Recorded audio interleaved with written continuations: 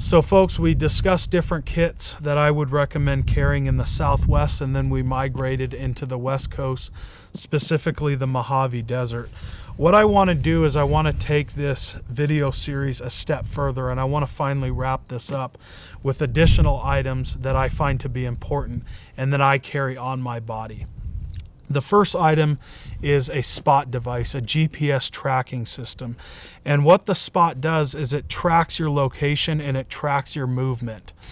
And if you find yourself in an emergency situation, whether you're hurt or you're injured or you're lost and disorientated, you press that button and emergency rescue comes to your assistance. It has a very high success rate. Hikers, backpackers, adventurers, explorers, rock climbers, off-roaders, hunters, fishermen, so forth and so on, they all recommend it. A lot of them use it, and hundreds of people each and every year use it, and they use it successfully. Again, it has a high success rate. As a matter of fact, I study cultural anthropology. One of my classmates had to use it. He was hiking and doing a little bit of rock climbing throughout the Granite Basin wilderness. He slipped from a rock, he fell down into an agave patch, punctured his chest, punctured his stomach, his legs, his arms, throughout his entire body. He reached for the spot device, he clicked it, and a helicopter showed up for his rescue.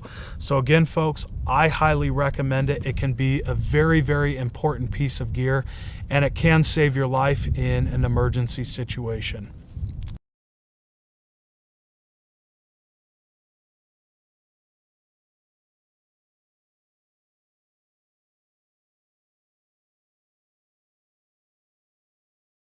So moving on to our next item, and that is salted snacks.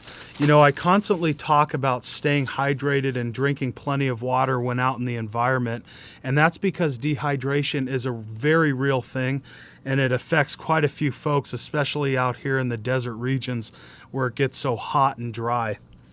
But as you're constantly consuming water, you're constantly eliminating that waste through urination, and when you urinate, you're also eliminating important salts. Therefore, it becomes critical to replace them.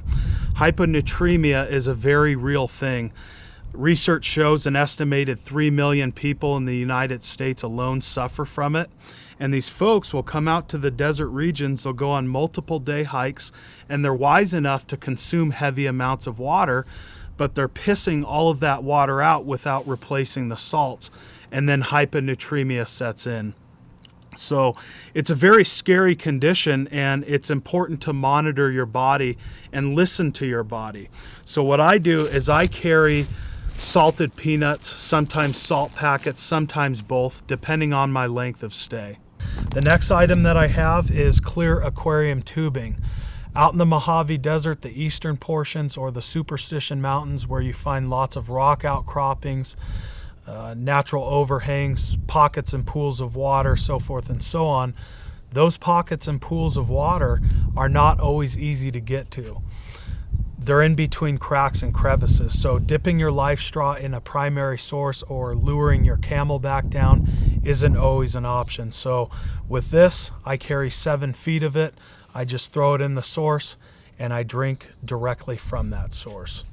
Now the aquarium tubing is so light, it tends to float. So what I do is I lash a stone to the end of it.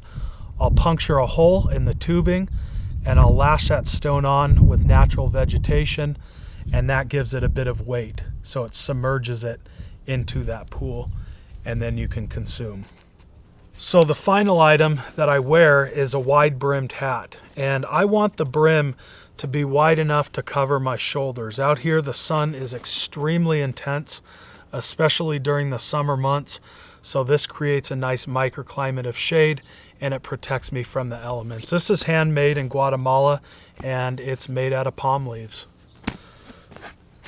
So folks, I want to thank you for joining me throughout this video series. You know, the point of this was to really show how every environment is different and how every kit should accommodate the environment. You have to humble yourself.